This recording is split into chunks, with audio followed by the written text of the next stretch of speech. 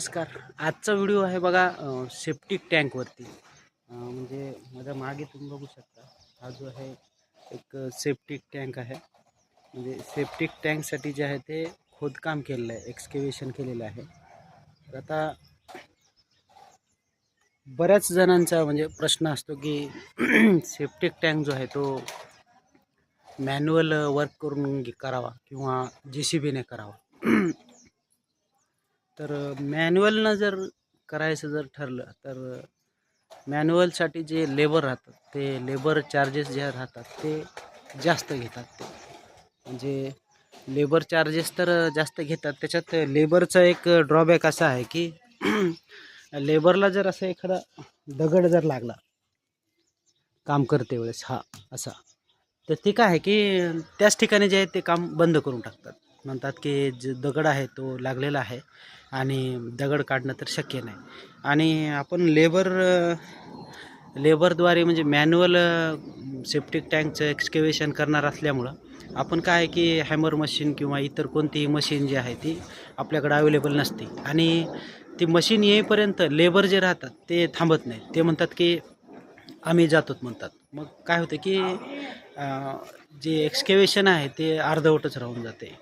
म्हणून शक्यतोवर म्हणजे आपल्याकडं जर स्पेस असेल JCB येण्याकरिता किंवा त्याला थांबण्याकरिता जर जागा असेल तर आपण जास्तीत जास्त प्रयत्न करावा की आपण सेप्टिक टँकचं एक्सकेव्हेशन जे आहे ते JCBनंच केलं पाहिजे. आणि नंतर 1 किंवा 2 लेबर लावून त्याचं जे ड्रेसिंग आहे ते बघू शकता, याला ड्रेसिंग म्हणतात. म्हणजे जास्त झालेला भाग जो आहे तो एक 2 लेबर लावून जे आहे ते हे जास्तीचा जो भाग आहे मातीचा तो काढून घ्यायचा आहे. असं म्हणजे लेबर रेटचं जर बोलायचं ठरलं तर एक सेप्टिक टँकचं एक्सकेव्हेशनसाठी 7 फूट बाय 12 फुटाचं जर एक्सकेव्हेशन करायचं असेल तर लेबर रेटप्रमाणे आपणास किमान एक तालुका लेवलवरती जर आपलं सेप्टिक टँकचं एक्सकेव्हेशन करत असाल तर किमान 5,000 रुपये आणि मॅक्सिमम 7,000 किंवा 10,000 रुपयापर्यंत देखील आपल्याला लेबर चार्जेस लागू शकतात. याच्या उलट आपण जर JCBनं जर एक्सकेव्हेशन करायचं जर ठरवलं तर JCBनं जे आहे ते आजच्या घडीला म्हणजे 1,100 रुपये जे आहे पर आवर म्हणजे प्रति तास 1,100 रुपये प्रति तास हा त्याच्यासाठी खर्च लागतो. आणि ह्या साईडचं जर पाहिलं म्हणजे ह्या साईडचं जर सेप्टिक टँक आहे तो अवघ्या 40 मिनटामध्ये JCBनं जो आहे तो तयार करून दिलेला आहे.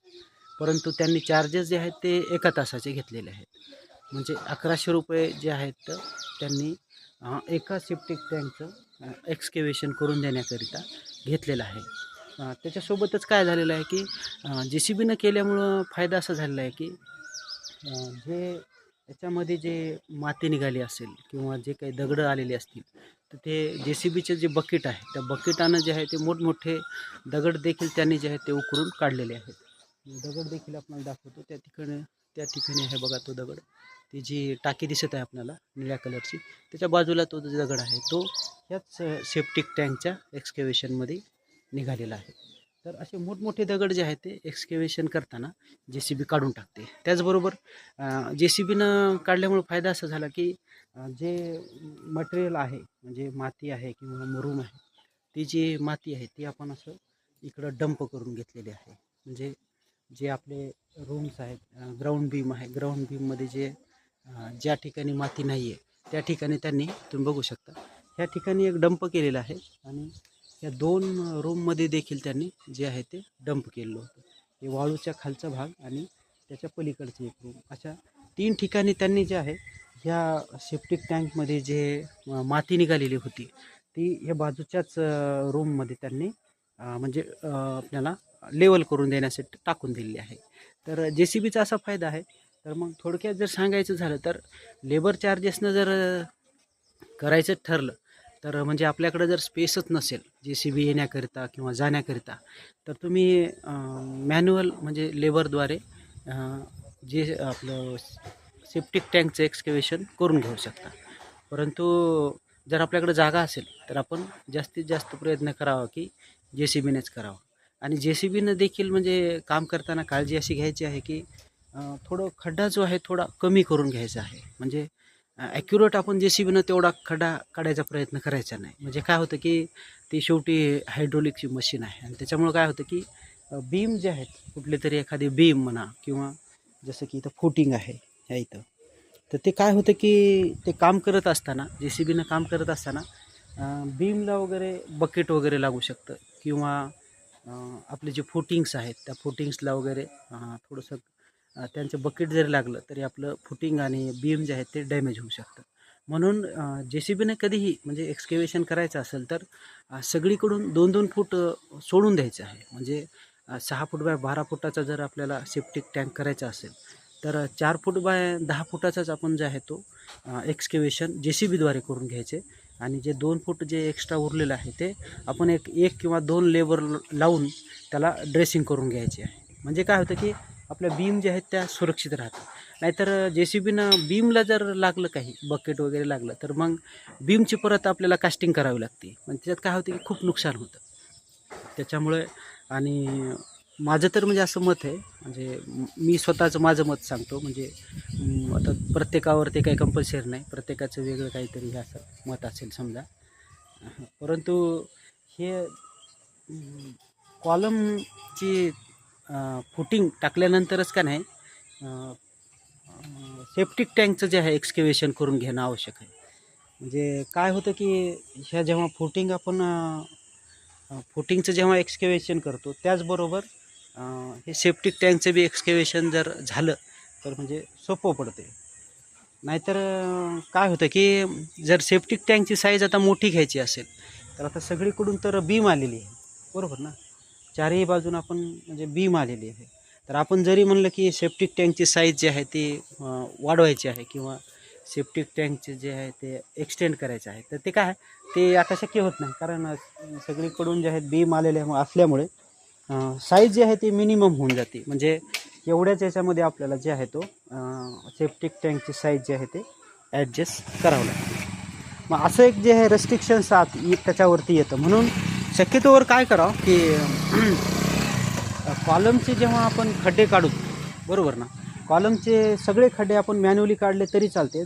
परंतु ज्या ठिकाणी सेप्टिक टँक येणार आहे त्या ठिकाणचे जे 4 खड्डे आहेत आणि त्या ठिकाणच्या ज्या बीम आहेत त्या फक्त कास्टिंग करून घ्यायच्या नाही. म्हणजे त्याला तुम्ही स्टील वगैरे लावून ठेवू शकता, फक्त त्याला कास्टिंग नाही करायच्या. म्हणजे जेणेकरून काय होईल की एखाद्या बीममध्ये जर सेप्टिक टँकची एक बाजू जर येत असेल तर त्या बीममध्ये आपल्याला त्याला ॲडजस्ट करता येईल आणि आपला सेप्टिक टँक जो आहे तो एक्सटेंड होईल. परंतु एक वेळ तुम्ही कास्टिंग करून टाकली म्हणजे बीमच्या सर्व ग्राउंड बीमच्या सगळ्या कास्टिंग करून टाकली, मग नंतर आपल्याला काही पर्याय उरत नाही. म्हणजे आपल्याला जो मिनिमम सेप्टिक टँकची जी साईज आहे ती 6 फूट बाय 12 फूट एवढीच घ्यावी लागते. मग आता तसं तर तुम्ही साईज जी आहे ती मोठी पण घेऊ शकता, परंतु तुमच्याकडे स्पेस असला पाहिजे. सेप्टिक टँकचं आता हे झालं एक्सकेव्हेशनचं. त्याच्यानंतर सर्वात महत्त्वाचा प्रश्न येतो सेप्टिक टँकमध्ये की त्याचं जे डिस्पोजलचं आउटलेट आहे. म्हणजे जेव्हा हा सेप्टिक टँक यूज करण्यात येईल खूप माणसाद्वारे, मग ह्याच्यामध्ये जेव्हा जे स्लज येतं, बरोबर ना, तर ते स्लज 10 वर्षानं 20 वर्षानं जेव्हा येईल तेव्हा याचं जे आउटलेट आहे ते आपल्याला बाहेर काढून ठेवायचं आहे. म्हणजे ही तर आता बॅक साईड आहे घराची जी आहे ही या साईडची सगळी बॅक साईड आहे.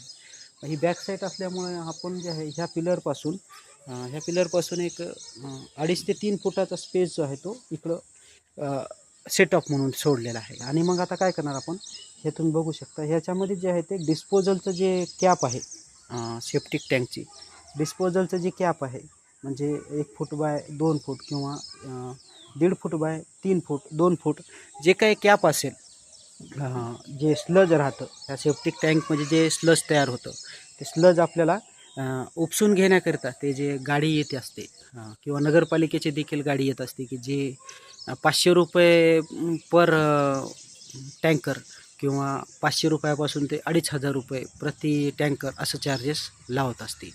तर मग आता आपल्याला वाटेल की मग एकदाच गाडी मागवली की जे सेप्टिक टँक आहे तो म्हणजे स्वच्छ होईल, पण तसं नाही आहे.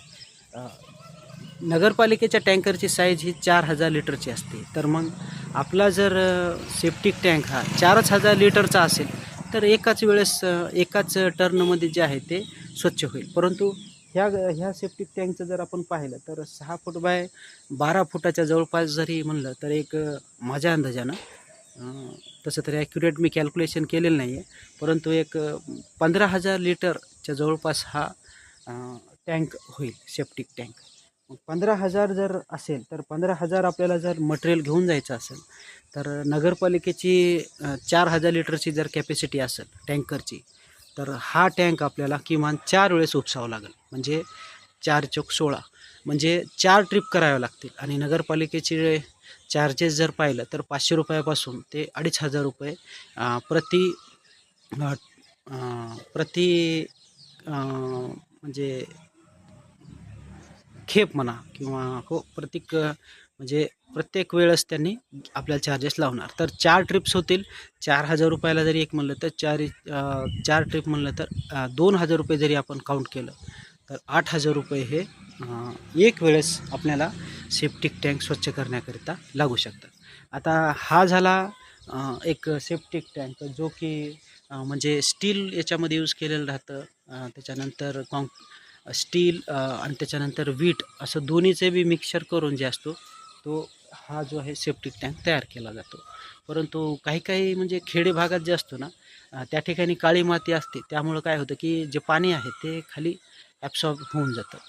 फक्त स्लज जे राहतं ते वर राहतं. आणि स्लज देखील म्हणजे खूप गरमीच्या काळामध्ये जे आहे त्याचं बारीक चुरा होऊन जातो आणि जो बॅक्टेरिया वगैरे असतो तो त्या स्लजला देखील खाऊन टाकत असतो. तर मग काय म्हणजे असं या ठिकाणी आपण RCCचा कॉलम केला आहे किंवा विटाचा कॉलम केला आहे असं याचा अर्थ असा नाही की सगळीकडे असाच होतो म्हणून. तर खेडेगावामध्ये जे आहे ते तिथं रिंग्स असतात, तुम्ही पाहिलं असेल असे गोल रिंग असतात आणि त्यांना काय असतं की मध्ये एक होल असतं. त्या होलमधून काय होतं की एक्स्ट्रा झालेलं पाणी एक्सेस पाणी जे आहे त्या होलमधून खाली काळ्या मातीमध्ये निघून जातं आणि जे स्लज राहतं ते स्लज खाली जमा होतं. तर असं देखील म्हणजे सेप्टिक टँक करतात. काही ठिकाणी जे आहे ते प्लास्टिकचे कंटेनरचा देखील सेप्टिक टँक असतो. काही ठिकाणी सिमेंटचा असतो. सिमेंटचं देखील तुम्ही पाहिलं असेल सेप्टिक टँक्स असतात. असं म्हणजे वेगवेगळ्या प्रकारचे सेप्टिक टँक असतात. तर प्लीज व्हिडिओला लाईक करा जर आवडला असेल तर, आणि प्लीज चॅनलला देखील सबस्क्राईब करा. थँक्यू.